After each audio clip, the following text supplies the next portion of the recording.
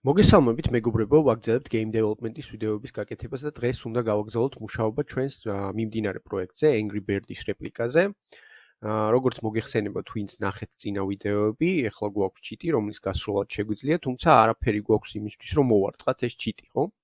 ამიტომაც უნდა დავამატოთ რაიმე წინაღობები. როგორც იცით, Angry Bird-ის უმეტეს თამაშებში ბოქსებს იყენებენ და ჩვენც მოდი ასე ვქნათ. თქვენ რა თქმა უნდა შეგიძლიათ შემდეგ შეცვალოთ ეს ჩვენი ბოქსები ნებისმიერ წინაღობით, რაც თქვენ მოგინდებათ, იმიტომ რომ პროცესი აბსოლუტურად იგივე იქნება. თუმცა პირველ რიგში მოდი მოვუძებნოთ ეს ბოქსები და ნუ ეს საიტი უკვე განახეთ OpenGameArt-ი ხშირად. ლინკს დავდებ მაინც მე აღწერაში. აქ შემოხვალთ, პირდაპირ შეგიძლიათ ძებნაში ჩაწეროთ აქ ბოქს, მაგალითად, დასერჩოთ და აი ეს პირველივე გადმოვიწერე მე. გადმოიწერეთ და პირდაპირ ხელი მოკიდეთ და Unity-s asset folder-ში აქ ჩააგდეთ. და ასეთი ფორმით იქნება. მოდი ახლა ეს ჩვენი ბოქსი შევიტანოთ, ჩვენი ყუთი შევიტანოთ ჩვენ სცენაში. პირდაპირ ხელს მოვკიდებთ და შევიტანთ. ნუ როგორც ხედავთ, ძალიან დიდია ეს ჩვენი თამაშისთვის, ამიტომაც ცოტა დავაპატარაოთ. შეგიძლიათ რა თქმა უნდა პირდაპირ აქედან დაამპატარაოთ. დაკლიკოთ ამ თქვენ ბოქსზე. და აი აქედან scale-იდან დააპატარაოთ, თუმცა უკეთესი იქნება თუ თვითონ ამ resource მოვნიშნავთ და აი აქ გვერდზე ინსპექტორში დავინახოთ pixels per units, რომელიც 100-ია სტანდარტულად დაყენებული. ამას თუ მაგალითად გავზდით და დავაყენებთ 256-ზე, ჩვენი უშუალო ყუთი შემცირდება ზომაში.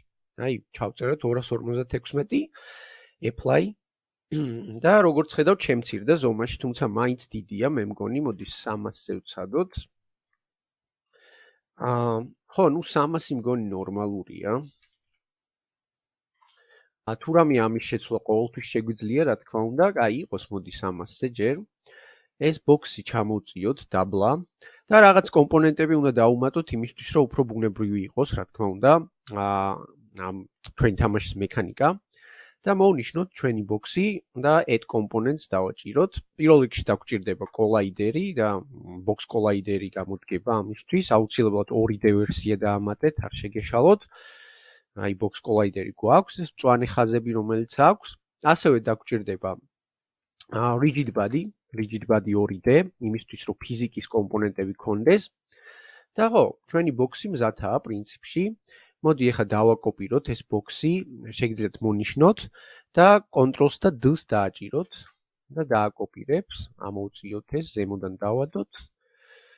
და ასეთი პატარა წინაღობა შევქმნათ ჩვენ cheats და ვნახოთ თუ შეუძლია რომ დაშალოს ისინი. მოდი დავაჭიროთ ახლა თამაშს და ვნახოთ, გავისროლოთ ამ მიმართულებით. ვნახოთ. ძალიან ნელა გავისროლე, თავი დავკნათ.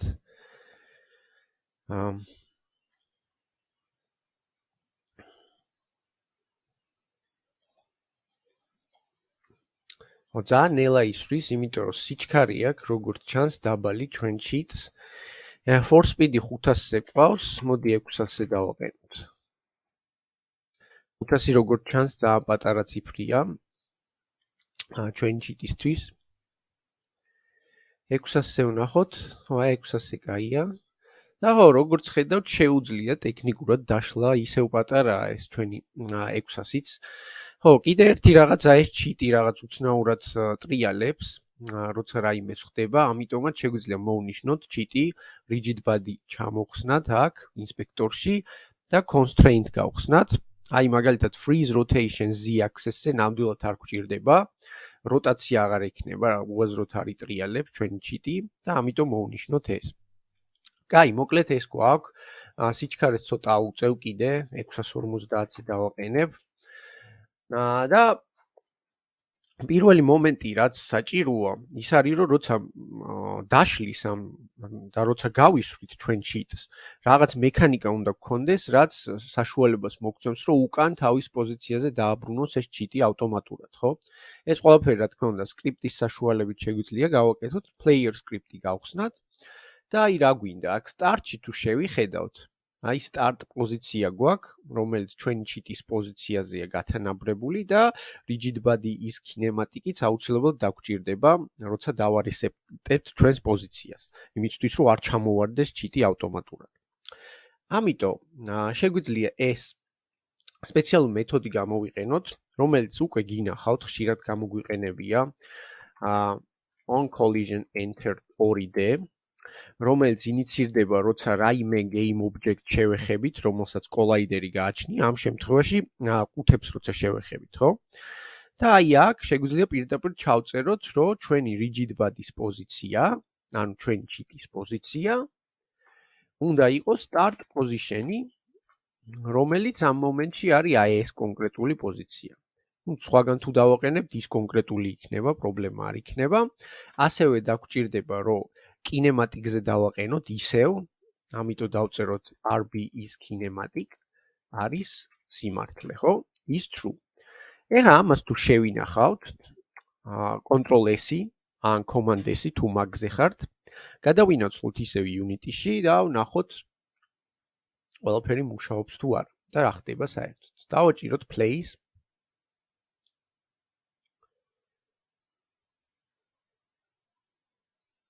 და გავუშვათ და აი როგორც ხედავთ, კი მუშაობს, მაგრამ ავტომატურად ლუპავს, ავტომატურად ისვრის ეს ჩვენი ჩიტი, რაც ძალიან ცუდია, ეს არ გვჭირდება. ამიტომაც გამოსწორება ძალიან მარტივია ამის. უბრალოდ velocity, ანუ სიჩქარე ამ ჩვენი ჩიტის უნდა დავაყენოთ 0-ზე, 0-ზე და ამისთვის შეგვიძლია ვთქვათ, რომ RB-velocity უდრის vector 2 0-ს. ეგ არის, შევინახოთ ეს ჩვენი ჩიტი, ანუ სიჩქარეს ვანულებთ, შევინახოთ ჩვენი სკრიპტი და გადავიდეთ უკან Unity-ში. ვნახოთ ყველაფერი მუშაობს თუ არა, ისე როგორც საჭიროა. ჩავთოთ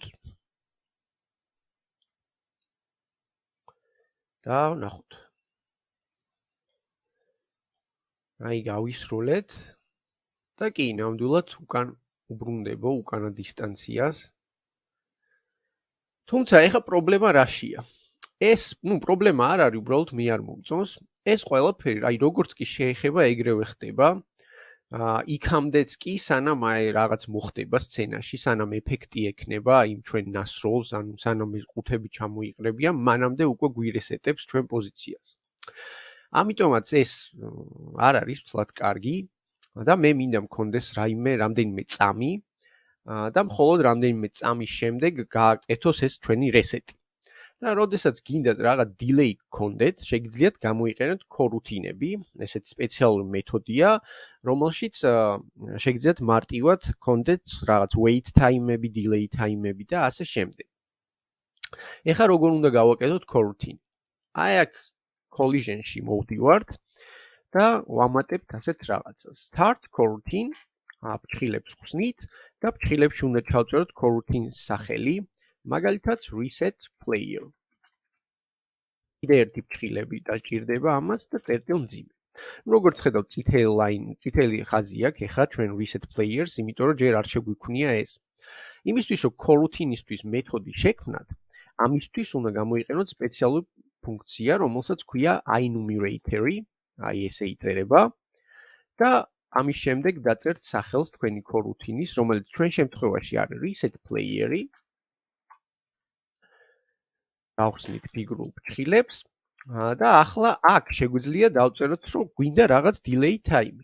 ძალიან მარტივია ეს, უბრალოდ უნდა დავწეროთ yield return new wait for seconds. აი ფრჩხილებში რამდენ წამსაც მიუთითებთ, იმდენი წამი გექნებათ რაღაც delay. მაგალითად 3 წამი მიუთითოთ და მხოლოდ ამ 3 წამის მერე შევასრულოთ აი ეს 3 ხაზი, ხო? რის დავარესეტოთ ჩვენი player. ამას cut-ს გავუკეთებ. ამ 3 lines და აქ ჩავაგდებ. აი როგორც ხედავთ, წერტილ მძიმე გვაკლია აქ. როგორც ხედავთ, უკვე start coroutine-ში გვაქვს, აი ძალიან მარტივი coroutine-ია ეს და ხშირად დაგჭირდებათ ხოლმე, მართლა ძალიან კაი რაღაცაა ეს coroutine-ები. ამიტომ გირჩევთ, რომ ხშირად გამოიყენოთ ხოლმე. მოკლედ, გადავინაცვლოთ უკან და ვნახოთ ყველაფერი მუშაობს თუ არა.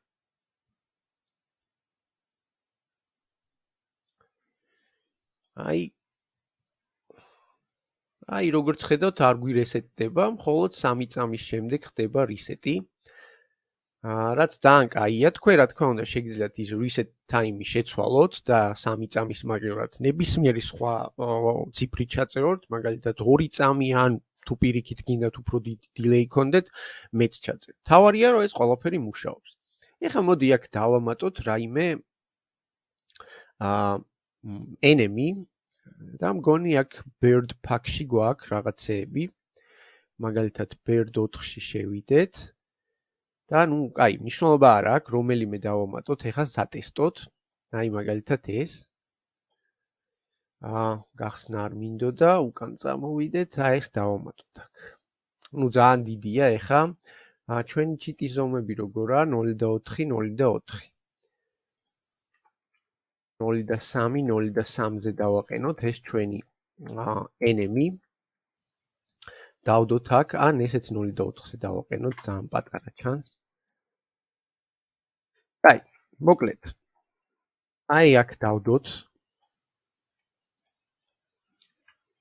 მინუს გავუკეთებ იმისთვის, რომ აქეთ იყურებოდეს. და რავი, აი ასევე შეგვიძლია ეს 5 ჩამოვიტანოთ აქ და აი ამ 5-ზე დავსვათ ჩვენი ჩიტი. აი მაგალითად ესე. დავცადოთ რომ მოვარტყათ ამ ჩიტს, მაგრამ იმისთვის რომ ყველაფერმა იმუშაოს, ამ ჩიტსაც ჭირდება ფიზიკის ელემენტები და კოლაიდერი. ამიტომაც მოვნიშნოთ ჩვენი ჩიტი ეს მეორე, დავუმატოთ rigid body 2D და ასევე დავუმატოთ box collider. 2D, ნუ box collider-ი ძალიან დიდია, ამიტომაც მოდი box collider-ი არ გვინდა და ამის მაგურად polygon collider-ი დავუმატოთ. polygon collider-ი 2D. ესე მონიშნა, ესაა polygon collider-ი. ასევე როტაცია Z ღერძზე არ გვჭირდება, წაუშალოთ. ასევე players მოვნიშნავ და კიდე უფრო გავუზდი force speed 700-ზე დავაყენებ და მოდი ვნახოთ შეგვიძლია თუ არა ამ ჩვენ enemies მოვარტყათ ჩვენი ბოქსები. გავისროლოთ ხა. და კი ხდება ეს ბოქსები, რაც მართალია. ჯერ რა თქმა უნდა ყველაფერი იდეალურად არ მუშაობს. მოდი როტაცია ჩაურთოთ ისევ მაინტერესებს რაღაც. ჩვენ ჩიტს ჩაურთე როტაცია თუ ვერ გაიგეთ, ანუ არ ინერვიულოთ, თუ ასე დავტოვე განახებთ თავიდან. ხო, მგონი როტაციით ჯობია, იმიტომ რომ ამ ჩიტს უნდა გქონდეს ეს როტაცია.